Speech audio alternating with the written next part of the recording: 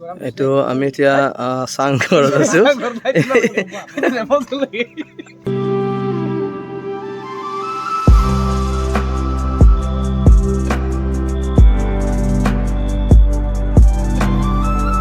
নীলা আকাশখনক শুকুলা মেঘে আৱৰি ৰাখিছে। এয়া চাগে বৰষুণ অহাৰ আগজননী। এনেকুৱা এটা মুহূৰ্তত আমাৰ গাঁৱৰ এক ভাল লগা দৃশ্য, সৰু সৰু ল'ৰা ছোৱালীবিলাকে খেলি আছে। এয়াই শৈশৱ, কি যে ভাল লগা সোণালী সময়। মই এই ভিডিঅ'টো আৰম্ভ কৰিব লৈছোঁ আমাৰ ঘৰৰ পৰা। এয়া আমাৰ বাবুৱে গেটখন খুলি দিছে আৰু মই আজি আপোনালোকক লৈ যাবলৈ বিচাৰিছোঁ অসমৰ আটাইতকৈ পৰিষ্কাৰ গাঁও ক্লিনেষ্ট ভিলেজ ৰংচাপাৰালৈ। আহক আমি এতিয়া ৰংচাপাৰালৈ যাওঁ।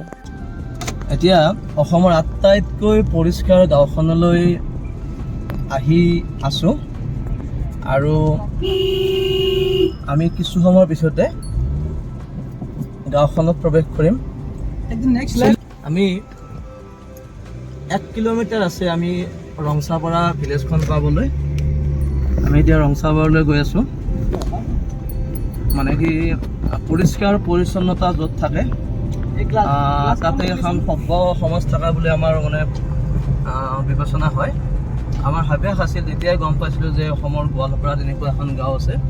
আজি বহু দিনৰ পিছত আমি 4 বন্ধুৱে সময় মিলাই গাঁওখনলৈ আহিছোঁ।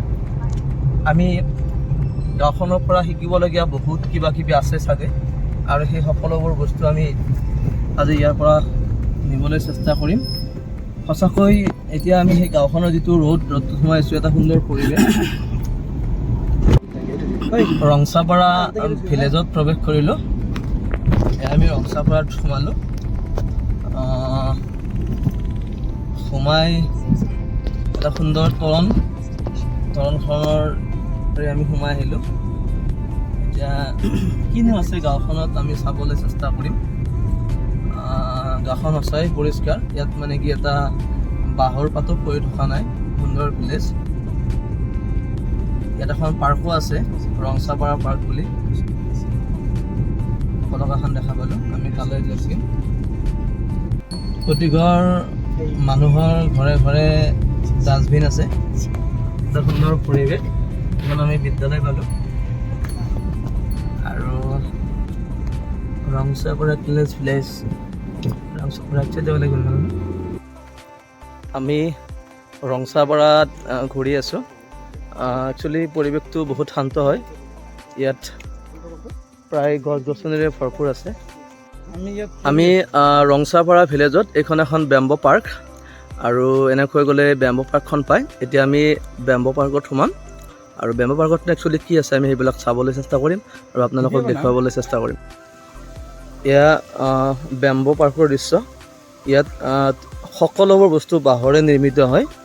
ইয়াত যিবিলাক বহা আসন ধুনীয়া কৰি বাঁহৰে বনাই দিছে, আৰু জোলনা আছে, জোলনাও চব বাঁহৰে, আৰু বহা যিবিলাক চকী কৰি দিছে তাত বাঁহ আৰু কাঠেৰে দিছে। আৰু পাৰ্কখন কমপ্লিটলি বাঁহৰ তলত অৱস্থিত, সেইকাৰণে এইখনৰ নাম চাগে বেম্বো পাৰ্ক দিছে। আৰু ইয়াৰ তলৰ দৃশ্য, যদিও বাঁহৰ তলত পাৰ্কখন, ইয়াত বাঁহৰ পাত আদি কৰি একো বস্তু পৰিলক্ষিত হোৱা নাই। সঁচাকৈ এখন ক্লিনেষ্ট ভিলেজৰ সম্পূৰ্ণ বৈশিষ্ট্য বহন কৰিছে এইখন ভিলেজে। চালে এটা চকুৰোৱা দৃশ্য। চাৰিও দিশে কেৱল ফুল। একচুৱেলি বেম্বো পাৰ্ক মানে পাৰ্কখন বাঁহৰ তলত অৱস্থিত। তাত বাঁহ আছে যদিও তলত একেবাৰে ক্লিন, বাঁহৰ পাত একোকে দেখা পোৱা নাযায়। ইমান ধুনীয়াকৈ ৰাখিছে। আৰু এখন অভাৰব্ৰিজ বনাই থৈ দিছে, আৰু প্ৰায় বাঁহৰে অভাৰব্ৰিজ এখন বনাইছে। বহুত ধুনীয়া লগা হৈছে।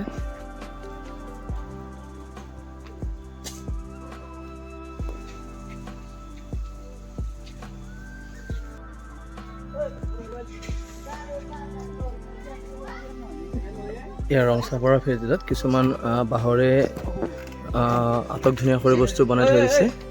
আৰু এইখন এনেকুৱা ধৰণৰ এখন মানে কি ওপৰত এটা ৰাউণ্ড বনাই দিছে। তাত ধুনীয়া কৰি কি কয়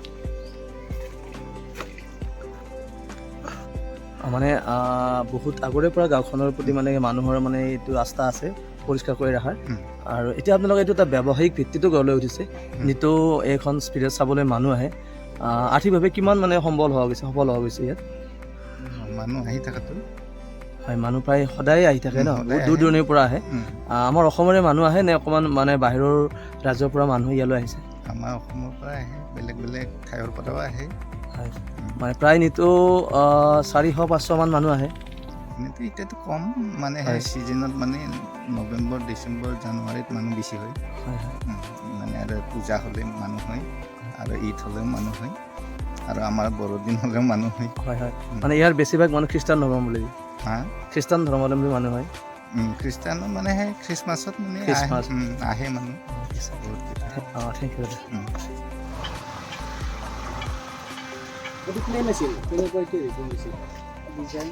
এইটো চাংঘৰ ধুনীয়াকৈ এটা চাংঘৰ ইয়াত বনাই দিছে একচুৱেলি আমাৰ জনজাতীয় যিবিলাক মানুহ আছে সেই মানুহবিলাকৰ ঘৰৰ এইটো এটা বৈশিষ্ট্য হয় প্ৰতিঘৰ মানুহৰ ঘৰতে চাংঘৰ আছে মই এই ভিডিঅ'টো আৰম্ভ কৰিছিলোঁ আমাৰ গাঁৱৰ পৰা আৰু শেষো কৰিব বিচাৰিছোঁ আমাৰ গাঁৱতে আৰু মই ৰংচাপাৰাৰ পৰা আহি আমাৰ গাঁওখন পালোঁ আমাৰ গাঁৱত মই সোমাইছোঁ আমাৰ গাঁৱৰ প্ৰথম মানুহঘৰ ৰংচাপাৰাৰ যিটো এটা বিশেষ বৈশিষ্ট্য আছে আমাৰ গাঁওবোৰতো একে বিশেষ বৈশিষ্ট্য আছে সন্মুখৰ পিনে সেউজীয়া পথাৰ আছে গাঁও বৰাজলৰ পালাংদি চুবুৰীৰ দৃশ্য এয়া ৰংচাপাৰাৰ দৰে আমাৰ পৰিষ্কাৰ পৰিচ্ছন্নতা ইয়াত নাই যদিও গাঁৱৰ এক সুকীয়া এটা বৈশিষ্ট্য আমাৰ গাঁৱত পৰিলক্ষিত হয় প্ৰতিঘৰ মানুহৰ ঘৰত একোখন শাল আৰু প্ৰায় প্ৰতিঘৰ মানুহৰ ঘৰতে ঢেঁকী দেখিবলৈ পোৱা যায় ইয়াত আপোনালোকে দেখিবলৈ পাইছে তাঁত বোৱা দৃশ্য এয়াই আমাৰ গাঁও